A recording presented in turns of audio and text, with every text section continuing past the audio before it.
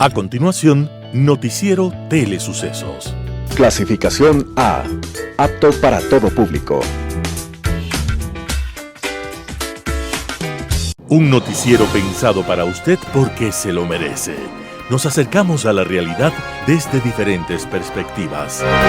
Noticiero Telesucesos. Primera parte del Noticiero Telesucesos con las noticias más importantes del día. Bienvenidos a su Noticiero Telesucesos. Este espacio informativo llega gracias a Preescolar El Parque. Estamos seguros de ser únicos por haber creado un lugar especial en que las fantasías de sus niños se hacen realidad y haber creado un lugar excepcional para crecer, aprender y ser felices. Con orgullo tenemos la certeza de que somos el centro de desarrollo infantil más avanzado de la ciudad. Comuníquese al 099 7372 081. Sean ustedes bienvenidos a su Noticiero Telesucesos.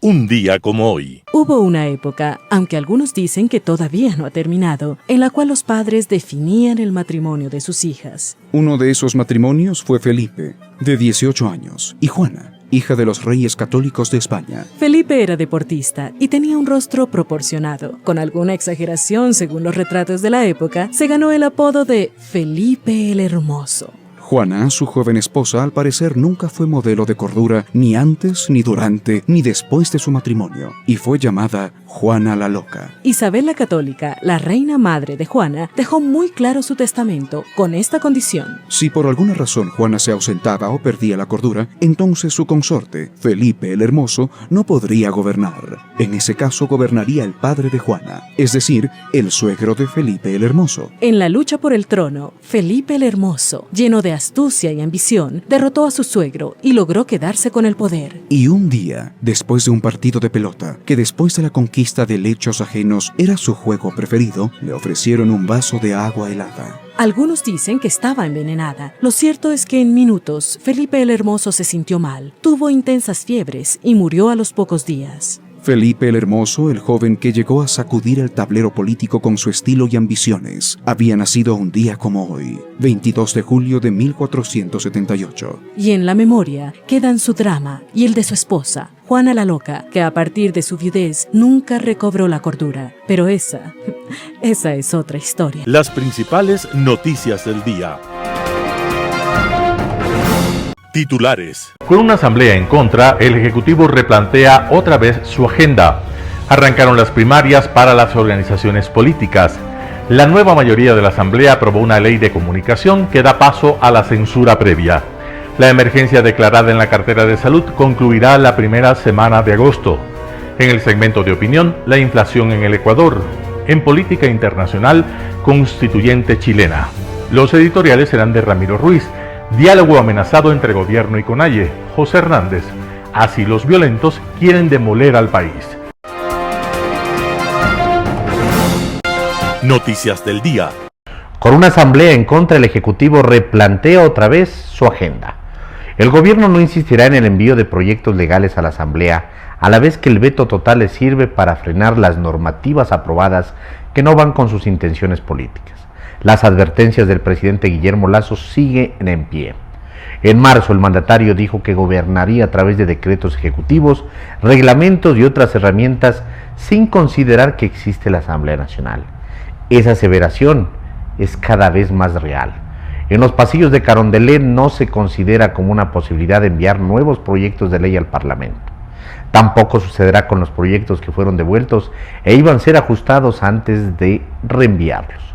En esa lista están, por ejemplo, las prometidas leyes de inversión y la laboral.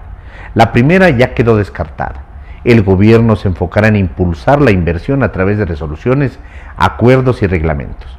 En cuanto a la reforma laboral, considerada una prioridad para el Ejecutivo, tampoco existe la intención de remitir su nueva versión al legislativo. En Carondelet están seguros de que con el nuevo escenario político no hay posibilidad de que obtengan los votos de respaldo. Para este tema, el Ejecutivo incluso abrió una mesa de diálogo con las centrales sindicales que pelean por un nuevo código laboral desde el cambio de la Constitución. Pero, Al considerarlo una parte importante para impulsar su plan de gobierno y sus promesas electorales, se analiza la posibilidad de aprobarla a través de una consulta popular. La organización de esa propuesta presidencial está en manos del ministro de Gobierno.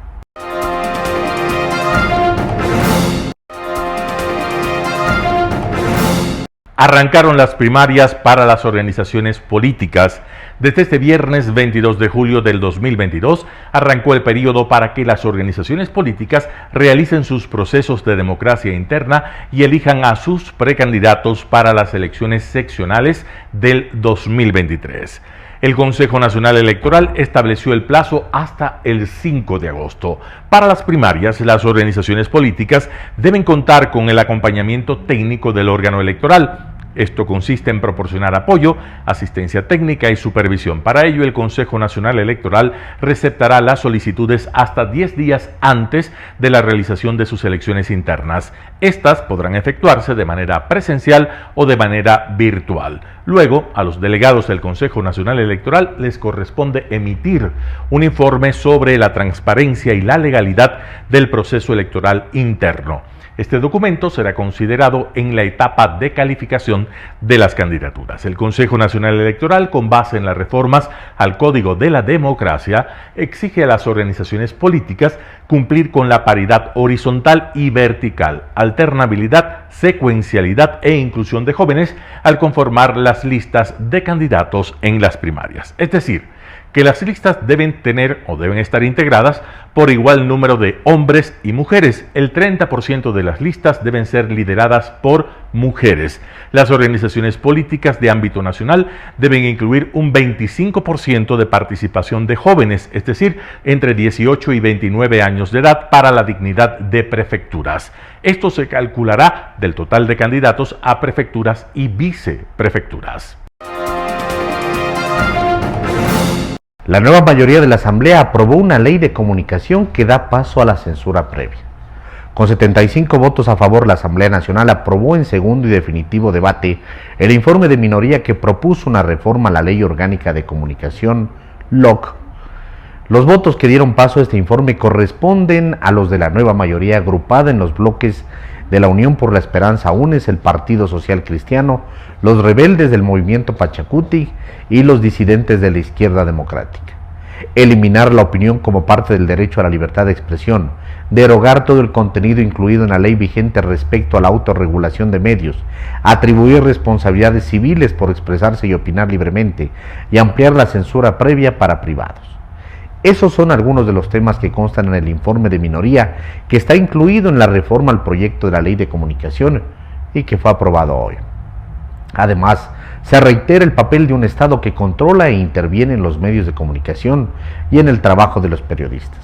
También se establece una doble responsabilidad ulterior y le da a la Defensoría del Pueblo la atribución para sancionar a los comunicadores. La ONG Fundamedios remitió un comunicado a Guillermo Lasso en el que se reitera un pedido para que se proceda al veto total de la ley reformatoria de la Ley Orgánica de Comunicación. La emergencia declarada en la cartera de salud concluirá la primera semana de agosto. Los funcionarios de instituciones de la Red Pública Integral de Salud presentaron avances del plan de abastecimiento de medicamentos. El secretario general de la Administración Pública, Iván Correa, informó que a partir de la primera semana de agosto todo el proceso de emergencia, principalmente del Ministerio de Salud, deberá concluir y de esta manera continuar con el despliegue de medicamentos a través de todas sus unidades médicas. Según informó la Vicepresidencia de la República, como parte de las acciones ejecutadas por la Red Pública Integral de Salud, constan la estrategia de abastecimiento de medicamentos, cerca y la planificación de la compra de medicamentos en los diferentes subsistemas de salud. En ese sentido, el ministro de Salud, José Ruales, indicó que con la primera acción se ha logrado en los hospitales Monte Sinaí y Abel Gilbert la prescripción de 2.103 recetas para ser dispensadas en farmacias particulares. De esta cifra, 855 son medicamentos entregados para 3 meses a patologías crónicas. En el caso de los insumos médicos para la compra de emergencia, se hace la convocatoria a presentar ofertas. La recepción de ofertas de insumos médicos y dispositivos será el lunes 25. Esperamos suscribir el 28 de julio los contratos y empezar a recibir entre el 29 de julio y el 17 de agosto los insumos, informó la cartera de Estado. Entrevista del día. La mañana de este viernes, en el noticiero de Radio Sucesos, Yanín Cruz, presidenta del Consejo de Comunicación, habló sobre el informe de minoría aprobado en la Asamblea sobre la Ley de Comunicación. Escuchemos lo que dijo en nuestro medio aliado. Analizamos esta situación que ocurrió ayer en la Asamblea Nacional. Se aprobó este informe de minoría, un informe que a criterio de ONGs, de fundaciones que promueven la libertad de expresión, sería regresivo para derechos, consagraría la censura previa. ¿Cuál es su criterio al respecto? Y bueno, ¿por qué cree que no pasó, no tuvo el apoyo necesario la ley de libertad de expresión que propuso el presidente? Es lamentable saber cómo desde la revancha se legisla sin pensar y sin repensar en la afectación que se le hace al Estado ecuatoriano. Lamentablemente hay artículos que nos hacen ruido, como por ejemplo cuando se incorpora lo que es la responsabilidad ulterior, tanto de los medios de comunicación como de los periodistas, y se abre para la posibilidad de sancionar penalmente, pues el legislador claramente en el artículo 11 habla de que sin perjuicio de las acciones civiles o de cualquier otra índole a las que haya lugar se pueda sancionar. ¿Qué otra índole hay aparte de las acciones civiles? Las acciones penales. Entonces, esto es totalmente regresivo y es lamentable saber cómo no se han dado el trabajo de analizar inclusive lo que aconteció en su momento en el país frente a la judicialización del trabajo periodístico. Hay sentencias clarísimas de la Corte Interamericana de Derechos Humanos donde le obligan al Estado a no dar posibilidad o articulado que transgredan o cometan nuevamente la judicialización en este caso. Pero no solamente eso, cada vez que vamos analizando la norma aprobada el día de ayer por 75 votos a favor, es por ejemplo el artículo 17 de la reforma. Se incorpora un artículo sobre información falsa, ahí se establece que el Estado ecuatoriano debe garantizar el derecho a la verdad de todos los ecuatorianos y queda prohibida la difusión de información falsa. Ahí es la verdad de quién, ¿del Estado? Exacto, imagínense lo que eso sería que desde el Estado digan, por ejemplo, lo que acaba de informar Radio Sucesos no tiene veracidad.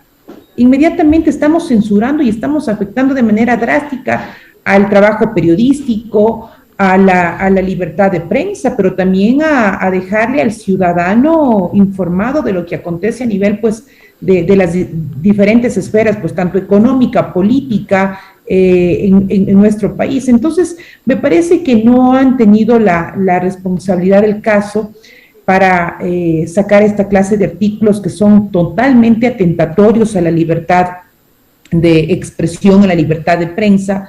Pero también nos preocupa que le den a la Defensoría del Pueblo, al Defensor del Pueblo, el tema de defensores de audiencias y lectores, quienes serán, dicen los funcionarios públicos de esta institución. Es decir, se elimina 35. La Supercom y ahora se le quiere dar esas atribuciones a la Defensoría del Pueblo, una discusión que en la Asamblea en su momento ya se zanjó y que se dijo no se va a hacer así. Así es, pasamos de ver pues una Supercom que sancionaba, perseguía a medios de comunicación si no estaban en la línea discursiva del gobierno, a querer imponer a la Defensoría del Pueblo que sea una comisaría de quejas, cuando la naturaleza del Defensor del Pueblo, de la Defensoría del Pueblo, es justamente cuidar los derechos de los ciudadanos de un Estado. En este caso, pues, con estas imposiciones recaemos en lo que usted acaba de señalar, en convertirle a la Defensoría del Pueblo en una Supercom. Y también hay que entender algo, no solamente esta normativa, se legaliza la existencia de medios gubernamentales que tengan el objetivo, en este caso, de difundir lo que hacen los funcionarios públicos, en lugar de garantizar la comunicación, en lugar, pues, de hablar de lo importante que es que la ciudadanía se mantenga informada, ¿no? Y sí me preocupa algo, me preocupa que han dejado pasar un debate importante como es el poder definir lo que son los medios digitales, en lugar de dar esta definición, incorporan, por ejemplo, los incorporan a los medios digitales como medios privados y se abre una definición para ponernos en una categoría de medios religiosos y medio de las universidades. Y aquí yo quiero comentarle a usted que con cuidado, atención, nosotros hemos analizado el artículo 42 de la reforma, donde claramente reza el artículo que los medios de comunicación privados son personas naturales, son jurídicas de derecho privado, con o sin finalidades de lucro, cuyo objetivo es la prestación de servicios comerciales a través de plataformas digitales o tecnológicas de la comunicación. Pero lo que ellos no hablan es que en la inversión pública, en publicidad, se establece que el 33% de esta inversión pública sea ocupada por los medios privados, el 33% por los medios públicos y el 34% medios comunitarios. Esto es un golpe a la sostenibilidad de los medios privados. Entonces, lamentablemente legislan desde el desconocimiento y lo que pretende esta nueva normativa es camuflar una supercon donde se pueda penalizar a quien critique a la autoridad. Ahora, Yanine, ¿por qué cree que una vez que se zanjó este debate de esta ley de comunicación, que incluso se eliminó el reglamento, se insista desde ciertos grupos políticos a volver al pasado, a regresar en derechos? Parece que no se aprendió nada de todas las violaciones a la libertad de expresión que se cometieron en una cierta década. Vea, Verónica, esta es una ley construida desde la revancha. No se fija un sistema, por ejemplo, de protección que vincule a otras instituciones estatales a la protección de los trabajadores de la comunicación. Ahí era el debate donde tendría que centrarse si tanto quieren cuidar este derecho tan fundamental, el derecho humano como es el derecho a la comunicación. Se fija una serie, por ejemplo, de responsabilidades al Consejo sin recursos, lo que hará que la protección de periodistas se convierta en un mero enunciado.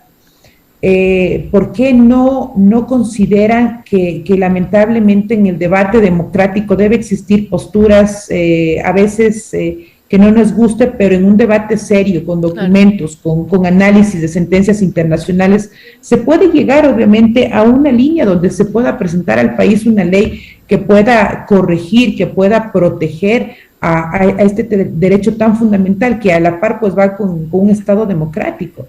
Mire usted, por ejemplo, me parece totalmente descabellado saber que el Consejo de Comunicación pueda asumir la vigilancia o no de que los medios de comunicación cumplan las normas deontológicas. Es decir, quieren convertir a un consejo en un juez moralista. ¿Qué puede hacer el Consejo de Comunicación en este caso si ustedes tienen una libertad de tener su estilo periodístico? Nosotros, ¿cómo podemos en este caso poder imponer que cumplan las normas deontológicas? Es tan de responsabilidad este tema que se da justamente en un análisis de poder entender la responsabilidad del medio de comunicación y también del quehacer profesional. Por eso nosotros entendemos que esto es una ley construida lamentablemente desde la revancha, no pensando en proteger a un país democrático, no pensar en mejorar un sistema de protección. Nos olvidamos lamentablemente de esa deuda que se tiene con los familiares de los colegas del comercio, se olvidaron de la judicialización en su momento, no aterrizan en temas tan puntuales como fue el caso, por ejemplo, de Emilio Palacios versus Universo. Y esto nos deja obviamente un solo camino que espero que el Ejecutivo pueda vetar totalmente esta normativa y al año pues se pueda mientras tanto poder caminar con un reglamento. Un panorama de noticias para su estatura intelectual.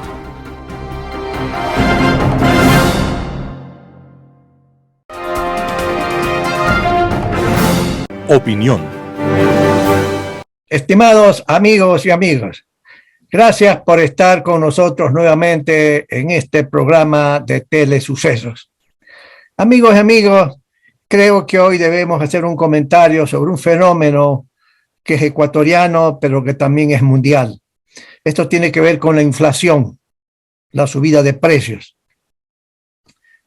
En todas partes del mundo, esto se ha vuelto un problema sumamente serio. En Estados Unidos, La inflación anual es más del 9%. Cuando usted ve Canadá, también ha aumentado el nivel de precios, igual que en países europeos, como España, como Italia, como Holanda, Alemania. Una economía muy sólida, tradicional, con una buena política financiera de los gobiernos en Alemania. Bueno, están subiendo los precios por una serie de razones que son factores externos y factores internacionales. En Ecuador tenemos también esta novedad. Y naturalmente, cuando uno dice el índice de precios, no significa que todos los precios suben. Los técnicos del instituto oficial correspondiente agrupan en 12 elementos de bienes y servicios para calcular la subida de precios en promedio. Y estos son grupos de alimentos, por ejemplo, vestuario, muebles del hogar, por ejemplo, transporte, por ejemplo, servicios de salud, de educación, etc. 12 grupos de productos y servicios. Y cada uno contiene una serie de productos alimenticios, por ejemplo, o de ciertos ítems de vestuario. Y cada uno sencillamente pues tiene X precios en el mercado. Entonces los investigadores del instituto correspondiente hacen estas encuestas, investigaciones una vez al mes para dar a conocer a la población ecuatoriana, a los ciudadanos y ciudadanas, qué está pasando con los precios. Y estos 12 grupos tienen índices de ponderación, en otras palabras, índices de importancia. Y lo que tiene que ver con alimentos, si mal no recuerdo, el índice de ponderación es 22%, por ejemplo, ¿sí? Porque es el ítem más importante para el consumo familiar. Pero hace algún tiempo atrás, en el Ecuador, decía mucha gente que había deflación, porque los precios, el índice, me refiero al índice, bajaba, ¿sí? Era negativo. Y esto fue el segundo semestre del año 20 y el primero del año 21. Pero ya el segundo semestre del año 21 los precios comenzaron a subir en general. En algunos meses era 0,2, 0,3%, 0,5, 1%, 1,5%, 2%, que muchas veces suena razonable para los gobiernos y para los habitantes de un país. Pero hoy por hoy, mis amigos, el tema es complicado porque ya no es 2%, no es 3%. Cuando uno observa los resultados de la investigación que nos da el instituto correspondiente, el mes anterior, poniendo mes a mes para sacar anual el índice de inflación y el aumento de precios en promedio, es de 4,70%. Y va a seguir subiendo, ¿sí? Esto ya ha alertado no solamente al gobierno, ha alertado a los líderes sindicales, a los líderes de los trabajadores, que comienzan a decir, señor presidente, usted nos dio sencillamente un aumento del salario mínimo vital de 400 a 425 dólares, que significa 6,25% de aumento. Pues ya con esta inflación de 4,70 y que se va a más del 5 y pico por ciento, ha desaparecido y con toda seguridad, estimados amigos, sencillamente lo que va a pasar es que va a haber pedidos de los líderes sindicales, organizaciones de los trabajadores y con toda seguridad de otros grupos sociales que puedan decir, señor presidente, tiene que emitir otro decreto el consejo correspondiente que está representado por trabajadores, por gobiernos, por patronos, de que eso puede aumentar 25 dólares más al salario. En vez de 425, comience en 450. Y eso creará una serie de complicaciones para la estructura de costos en el país. Ahora, ¿por qué? ¿Por qué la inflación aumenta? Bueno, hay varias razones, hay varias teorías. Una teoría es lo que le llaman la presión de demanda. Lo otro es la presión de costos. Por ejemplo, sobre presión de demanda, ¿qué significa esto? Asumiendo, solamente por asumir, que un elemento de la demanda, de lo que los economistas llamamos la demanda agregada, digo usted pues el gobierno, supóngase que el gobierno está gastando y regastando, y que los bancos centrales comiencen a financiar ese déficit fiscal emitiendo más dinero y más dinero. Esto puede provocar, y en algunos países desarrollados ha provocado, como en los Estados Unidos, a un aumento del índice de precios y han comenzado a aumentar mes a mes. Esa es presión de demanda. El otro es que en un momento dado puede ser que los consumidores en forma autónoma reduzcan sus niveles de ahorro y aumenten el consumo. Y este aumento de demanda del consumo frente al hecho de que la oferta no progresa, no aumenta, implica pues aumento de precios en X magnitud. Pero por otra parte, esa fuerza del consumo de la familia puede ser fortalecido si es que hay una expansión enorme del crédito y consumo de los bancos privados, de la banca pública, como de las cooperativas de ahorro y crédito. Si hay esa expansión de crédito que va más allá de lo normal, entonces sencillamente los consumidores, la familia dicen tengo más ingresos que viene de deuda, siempre voy a gastar más porque quiero vivir mejor, etcétera, etcétera, etcétera. Entonces es otra presión de demanda que implica frente a una oferta que no crece y significa aumento de precios. Otras veces lo que suele pasar es sencillamente que hay una sobreproducción de algún alimento. En el Ecuador, póngale arroz. Y de repente esta sobreabundancia en el mercado, que no se almacena por X razones, sale al mercado y la oferta supera la demanda. Y esto implica sencillamente que los precios no tenderán a subir, sino a bajar, ¿verdad? Pero también hay temas de la naturaleza. Cuando hay inundaciones, por ejemplo, en un momento dado se pierden 1.000, 2.000, 4.000 hectáreas de cultivos de arroz. ¿Qué significa? Significa que la producción de arroz será muchísimo menor. Y esto, una vez que se encuentra con la demanda en los mercados, lo que significará es, en vista de que la oferta se ha reducido por efecto de las inundaciones, aumentan los precios. Pues es un fenómeno temporal, ¿verdad? Y a medida que los empresarios agrícolas en arroz reciben el mensaje que ha subido los precios, comienzan, ¿qué cosa? A cultivar más arroz en otras áreas.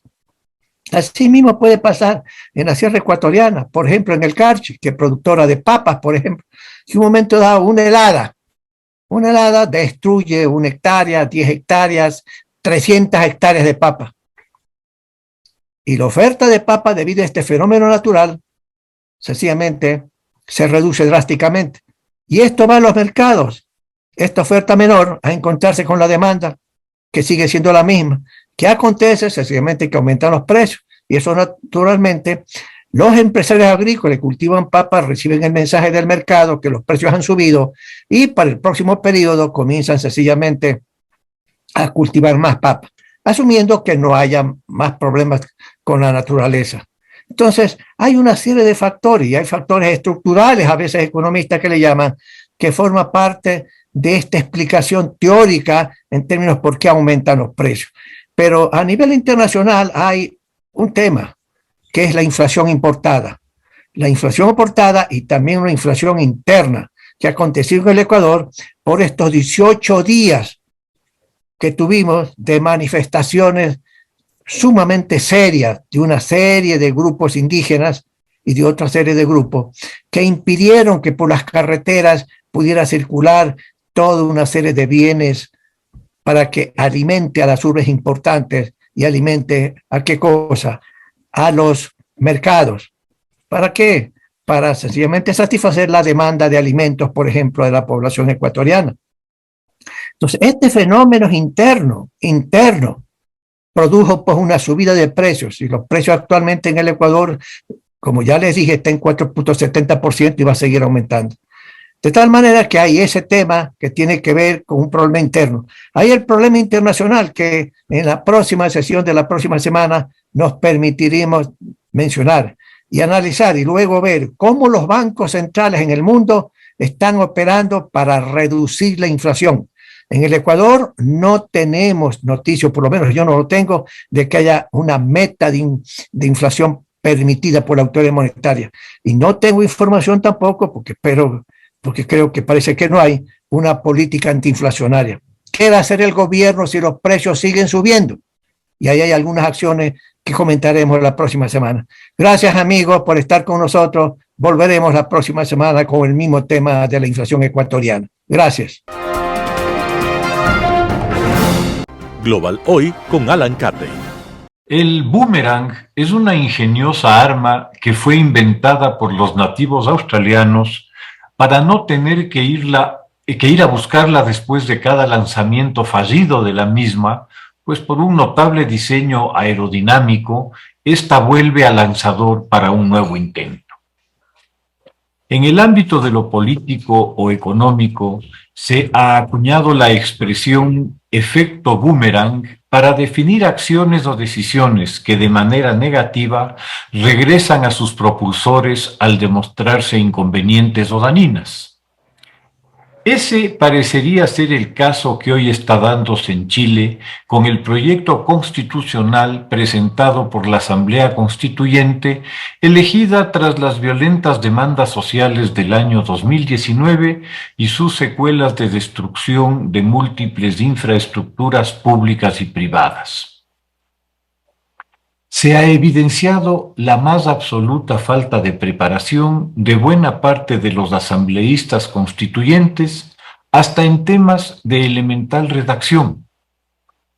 Como cabía esperar, el resultado es un galimatías indigerible que ha logrado algo impensable hace unos meses, como es aglutinar a la mayoría de los chilenos que deben votar por un referéndum, en un referéndum por la aprobación o no de la Constitución que los constituyentes han creado, para rechazar el mamotreto propuesto. Al momento, los índices de aprobación están 10% por detrás de quienes no aprueban, con una tendencia difícilmente reversible, dada la cantidad de temas polémicos que se han incorporado al proyecto. Basta que al elector le moleste uno de ellos para que no acepte el texto completo, lo que al parecer es lo que está sucediendo.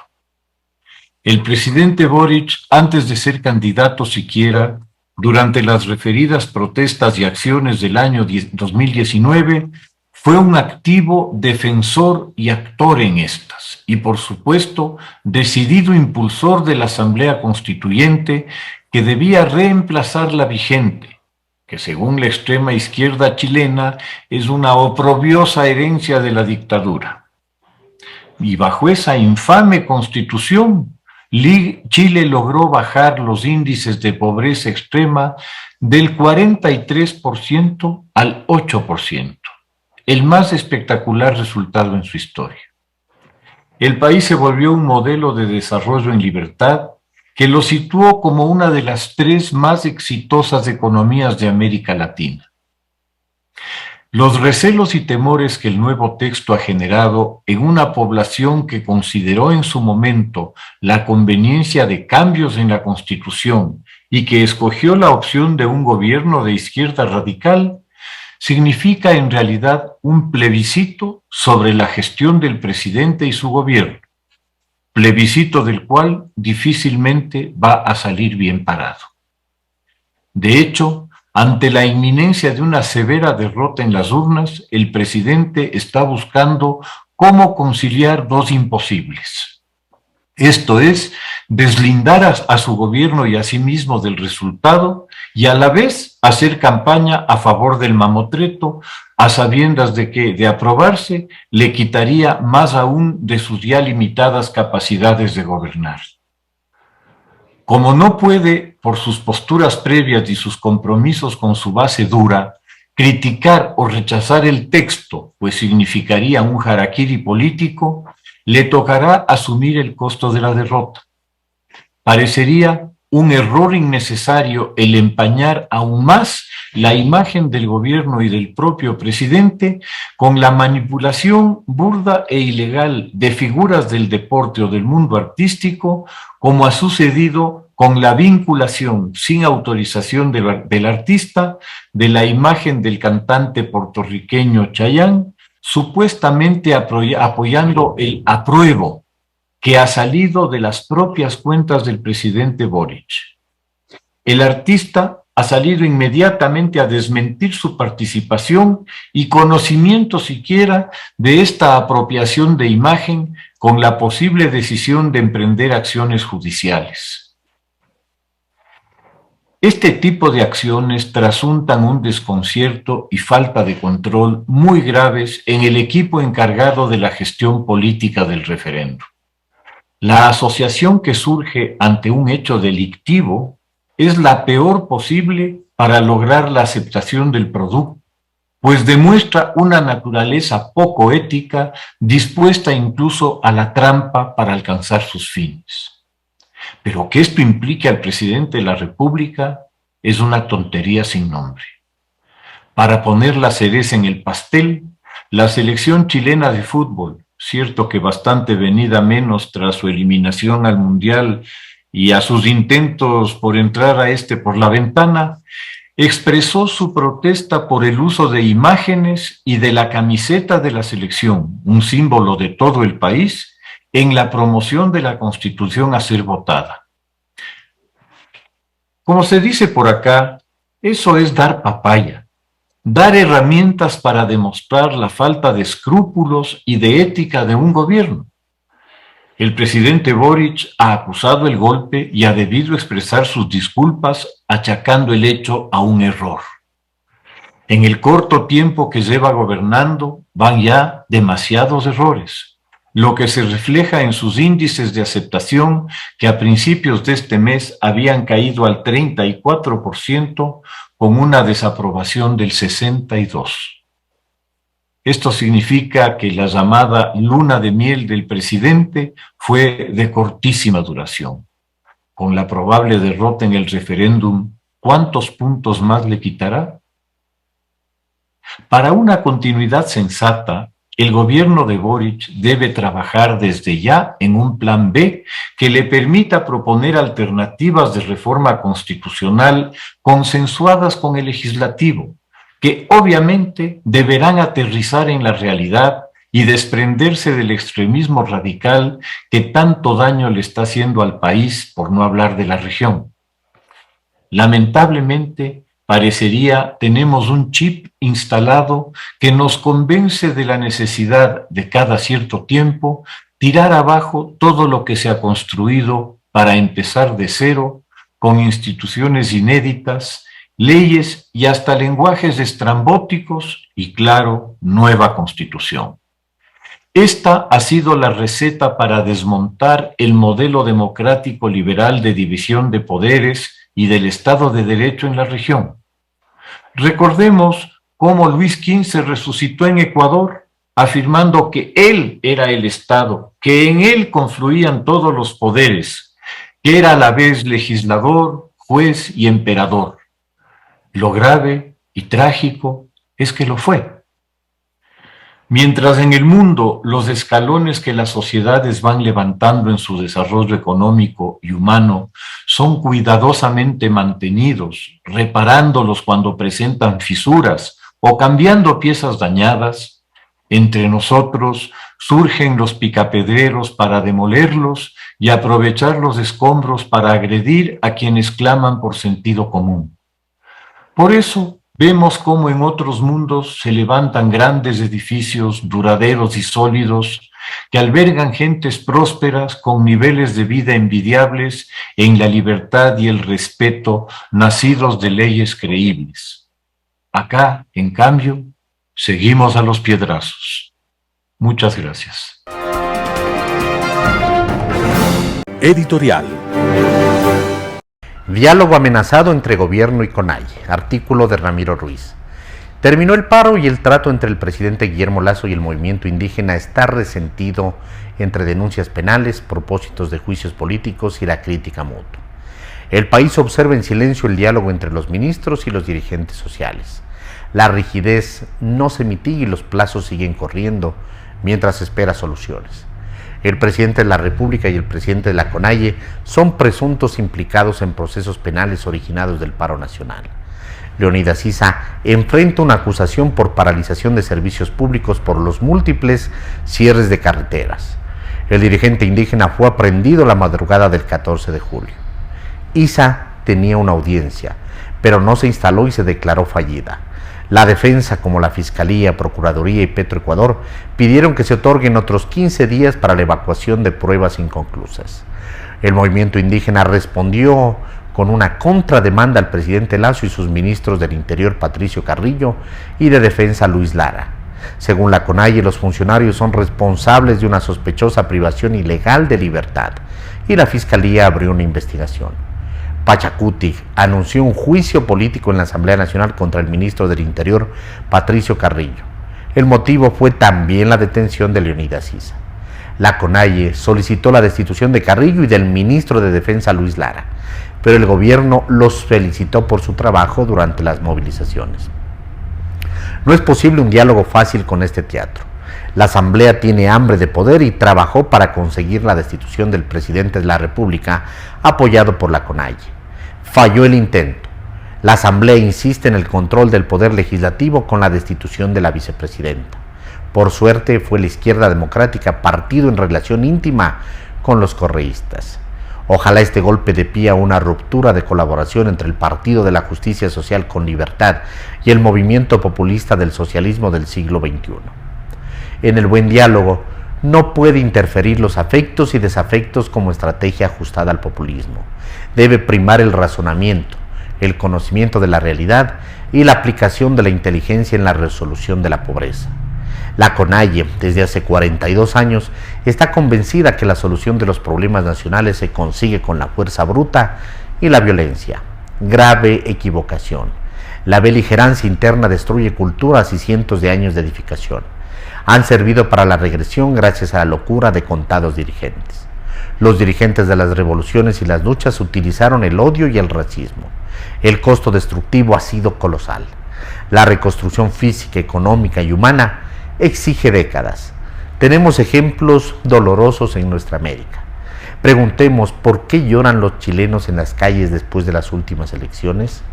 Las últimas generaciones no saben del sufrimiento de la dictadura de Pinochet. Preguntemos a los argentinos del sufrimiento y el atraso gracias a la tosudez de los electores y la equivocación en escoger pésimos gobernantes. Examinemos a nuestros vecinos colombianos con un presidente amante de la guerrilla y amigo de Maduro, a los peruanos con un presidente que le gusta cubrirse el cerebro con un sombrero. Esas realidades palpitantes nos hacen recordar que somos necios. Tal vez nos gusta la felicidad en el sufrimiento.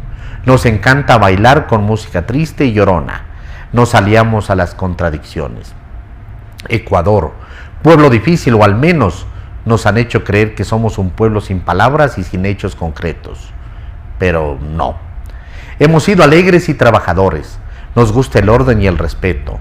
Basta mirar a los pescadores de las costas, a los artesanos de los pueblos de la sierra, a los amantes de la naturaleza de las Islas Galápagos o el empeño de los pueblos del oriente ecuatoriano. Estamos a borde de recobrar la conciencia y la cordura. Al fin y al cabo, existimos como hijos remotos de árabes, turcos, españoles, judíos, africanos. Nuestros ancestros fueron aborígenes antes de convertirse en indios. Existimos como una raza de mezclas de culturas. Convivimos como seres diferentes, únicos, extraños a la violencia, porque amamos la paz. Entonces, no permitamos más esos brotes de acciones absurdas, politizadas y testarudas. Artículo de Ramiro Ruiz. Así los violentos quieren demoler al país. José Hernández, 4 Pelagatos. Nelson Erazo, contrariamente a lo que parece, no está actuando en este video. No se trata de un sketch que, como se sabe, es en general humorístico. Está en la Asamblea con Fernando Cabascango, presidente de la Comisión de Garantías Constitucionales, quien propuso amnistiar a aquellos inmersos en delitos de octubre de 2019. Y lo fueron. Erazo fue a pedir a Cabascango que inicie el juicio político a Patricio Carrillo, ministro del Interior, y a Luis Lara, ministro de Defensa. ¿De qué los acusa? De represión supuestamente sufrida por el pueblo ecuatoriano durante el paro de junio de 2022. Erazo y los otros dirigentes del Frente Unido de Trabajadores en ese video están acompañados por Mario Ruiz.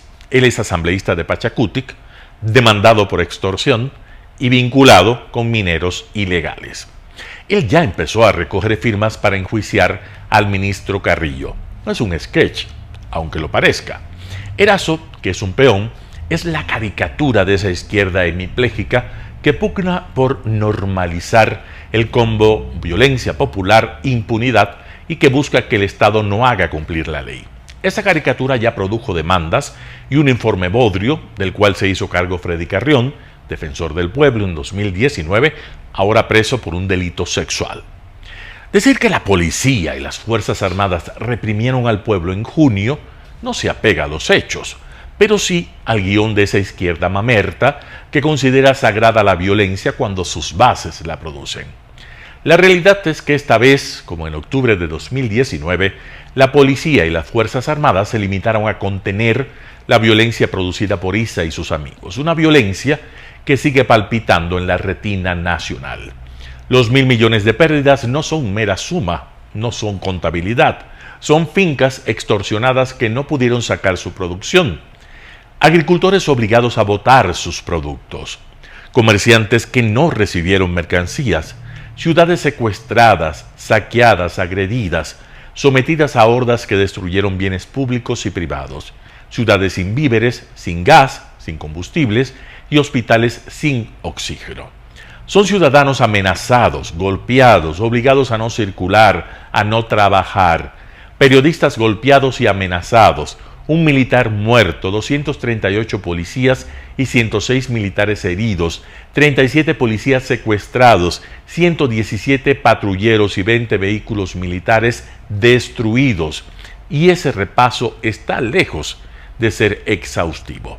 ¿Cuál es el nivel de violencia que Issa y sus amigos, Erazo es un peón, recuérdenlo, reconocerán como el límite a partir del cual considerarán que su violencia es condenable y que el Estado tiene el derecho constitucional de repeler y, según los casos, reprimir? Es criminal que consideren que las fuerzas del orden son el punching ball de todos los violentos deseosos de convertir la fuerza en el nuevo lenguaje que debe mediar los conflictos sociales. Es obvio que Issa y sus amigos, Erazo es un peón, recuérdenlo, no les importa arrastrar la sociedad hacia esa dinámica de brutalización de las relaciones sociales. Ellos son apóstoles de la violencia concebida como un instrumento para alzarse con el poder.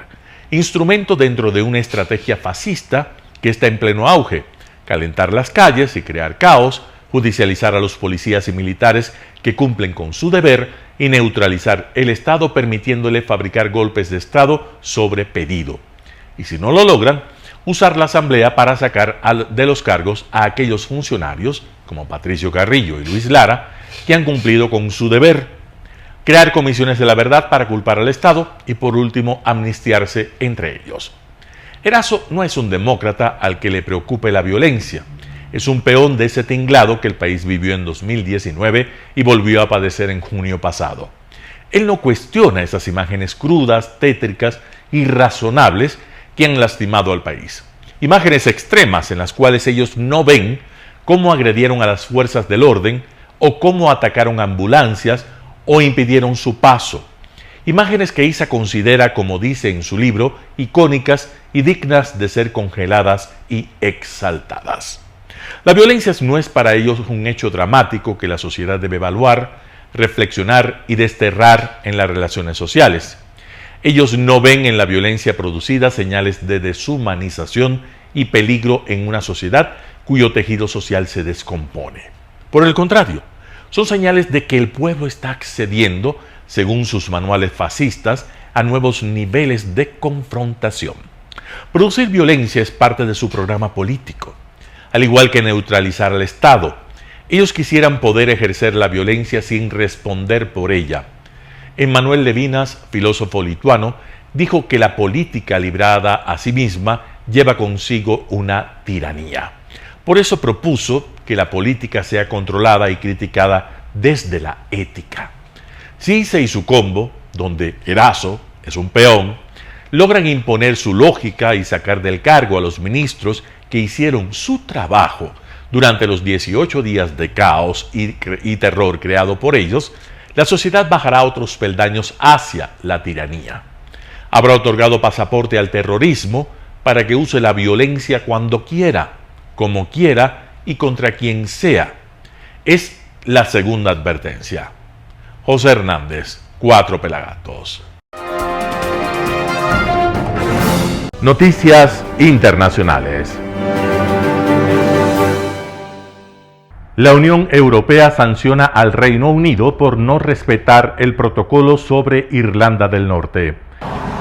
Nueva encrucijada entre la Unión Europea y el Reino Unido. La Comisión Europea ha iniciado hoy 4 nuevos procedimientos de infracción contra el Reino Unido. El motivo es el incumplimiento de partes importantes del protocolo sobre Irlanda del Norte. Esta reacción se produce pocos días después de que el Parlamento británico aprobara la última fase de un proyecto de ley. El texto eliminaría la obligación del Reino Unido de cumplir con el protocolo firmado con la Unión Europea. La cuestión es que tenemos un acuerdo internacional firmado y ratificado por ambas partes. No debería haber ningún proyecto de ley del Reino Unido que se esté tramitando en el Parlamento, explica Eric Mamer, portavoz de la Comisión Europea. Se supone que estamos aplicando este protocolo juntos y por eso creemos que el simple hecho de que se haya introducido una ley para cambiar unilateralmente el funcionamiento del protocolo es inapropiado y está relacionado con la infracción que hemos presentado hoy, añade. El protocolo es un acuerdo post-Brexit para evitar una frontera dura entre Irlanda del Norte e Irlanda. Requiere controles aduaneros de las mercancías que circulan entre Gran Bretaña e Irlanda del Norte. Tras las operaciones iniciadas por la Comisión, el Reino Unido tiene 2 meses para tomar medidas en el asunto y restablecer el cumplimiento del acuerdo. Estados mexicanos en alerta tras captura de Caro Quintero. La captura de Rafael Caro Quintero en Sinaloa puso en alerta a las autoridades en Baja California. Siempre que se detiene a un generador de violencia y sobre todo a un líder, pues se espera un reacomodo entre los cárteles. En Sonora también toman precauciones. Sospechan que Caro Quintero, fundador del cártel de Guadalajara en los años 80 y arrestado hace una semana, operaba en esa entidad fronteriza con Estados Unidos. Él controlaba el área, o que era agente de él, de lo que está aconteciendo en Caborca actualmente. El presidente mexicano ya tiene un despliegue de más de 100,000 soldados en las ciudades más violentas del país. Tenemos una fuerza muy considerable de efectivos aquí en Tijuana. En México ya hay más homicidios y desaparecidos en lo que va de este sexenio que en los anteriores. La estrategia no ha sido la correcta. Genaro de la Torre encabeza el Comité Ciudadano de Seguridad Pública en Tijuana, municipio que registra más de 1,000 asesinatos en lo que va del 2022. Tenemos una falta total de coordinación. Es triste también el pleito que se trae en político entre la gobernadora y la alcaldesa, y lo único que están haciendo es que se llevan entre las patas a los ciudadanos. A pesar de que Caro Quintero declaró que ya estaba retirado, las autoridades sospechan que mantenía un enfrentamiento con los hijos del Chapo Guzmán por el control del contrabando por Sonora y Arizona. Vicente Calderón, Voz de América, Tijuana, México.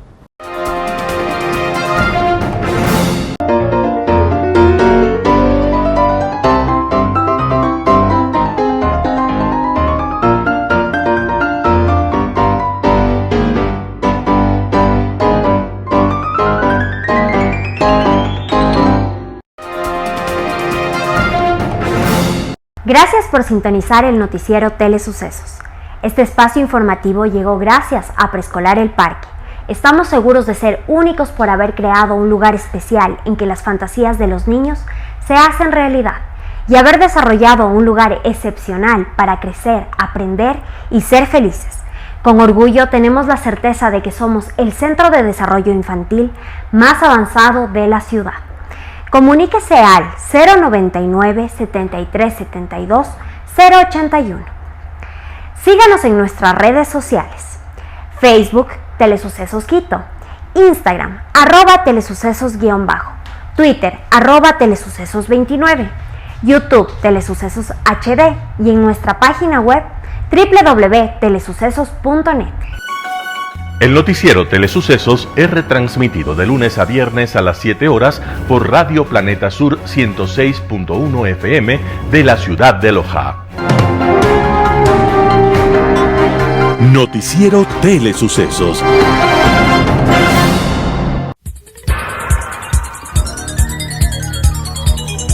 Las opiniones vertidas en este espacio por la producción y dirección del programa son de exclusiva responsabilidad de sus autores y de quienes intervienen en ellos.